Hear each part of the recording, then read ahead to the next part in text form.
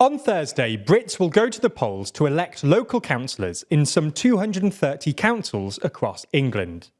While these elections aren't all that important in and of themselves, unless you're really into local politics, they're a useful barometer for actual voter sentiment and for figuring out what voters really think about the major parties at this point in the election cycle. So in this video, we're going to take a look at the upcoming elections and the main things you should be keeping an eye on.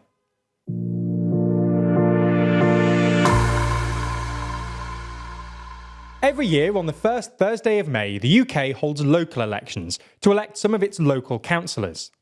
In England, councillors are elected by first past the post, with each council split into little electoral areas called divisions or wards. But in Scotland, Wales and Northern Ireland, they're elected by a system called single transferable vote. Across the UK, there are about 400 councils, with about 20,000 councillors. Now, not all of these seats are up for election every year. Councillors are elected for 4-year terms, and different councils stagger their voting differently. For example, some councils put up all of their councillors for re-election once every 4 years. Some councils put up half their councillors for re-election every 2 years, and some councils put a third of their councillors up for an election every 3 years, with no election in the 4th year. As you can imagine, this makes local elections pretty confusing, and coverage is always patchy. This year, there'll be elections in England, but not Scotland or Wales.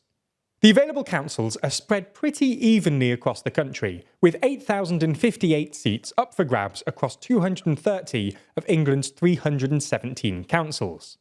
As councillors get 4-year terms, that means that most of these seats were last contested in 2019. 2019 was actually a pretty disastrous year for the Conservatives. If you remember, it was when Theresa May was trying and failing to get a Brexit deal through Parliament. The Brexiteers were angry with May for not getting Brexit done, and Remainers were angry at her for going too hard on Brexit and bulldozing the UK's constitutional norms, which is why Theresa May's Conservative Party did terribly in 2019. May lost over 1,300 councillors and 44 councils, winning just 28% of the popular vote, and she resigned just a few weeks later. Anyway, this is one of the reasons why counting councillors and seats is a little bit redundant this year. 2019 was a weird year for politics, and even if the Conservatives perform very poorly on Thursday, they still might not lose too many councillors because they're starting from such a low base. In fact, seat change is generally a bad metric for a party's popularity and electoral appeal, especially if you're not that interested in local politics and mainly interested in what this means for the next general election. Instead, the thing to look out for is the so-called projected national share.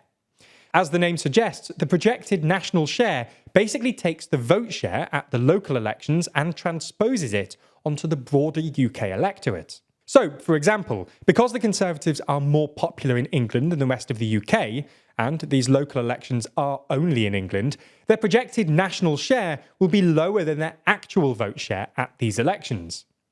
Anyway, Labour should be looking to achieve at least a 10-point lead here, and ideally at least 15 points.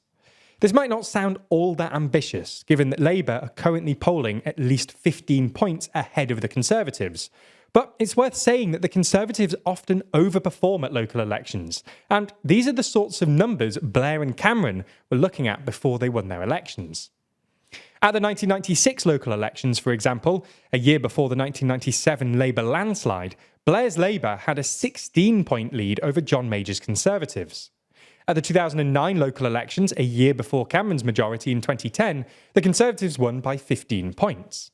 On the other hand, for the Conservatives to have a chance at the next general election, they need to be, at worst, a couple of points behind Labour at the local elections. This is what happened in 1991 and 2014. In 1991, the Conservatives only lost the local elections by 2 points or so. And the next year, in 1992, John Major went on to eke out a surprise victory against Neil Kinnock's Labour.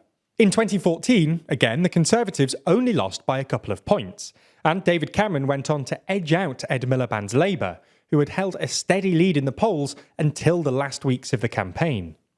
So you get the idea. Unless you're really into UK politics, the main thing to look out for on Thursday is projected vote share, where a more than 10-point Labour lead, ideally 15 points, would be a good night for Starmer, while less than 3 points would be good news for Sunak. So that's the main thing, but here are a couple of other things to look out for on Thursday. First, the Red Wall. This is basically a stretch of constituencies in the Midland and north of England that historically voted Labour but flipped to the Conservatives in the last couple of years. Starmer has made it clear that one of his political priorities is winning back the Red Wall, and Sunak polls significantly worse than Johnson here, so it'll be interesting to see whether these councils start moving back towards Labour. Conversely, it'll be interesting to see how Sunak performs in rural southern England, otherwise known as the Blue Wall, which used to vote squarely Conservative, switched to the Lib Dems when Boris Johnson took over. It'll also be interesting to see how voter ID affects the elections. For those of you who don't know, these are the first elections since the passage of the 2022 Elections Act, which requires voters to bring photo ID to polling stations in order to vote. We did a whole video on the topic if you want a little more info, but basically there's been a lot of speculation about how this will affect turnout.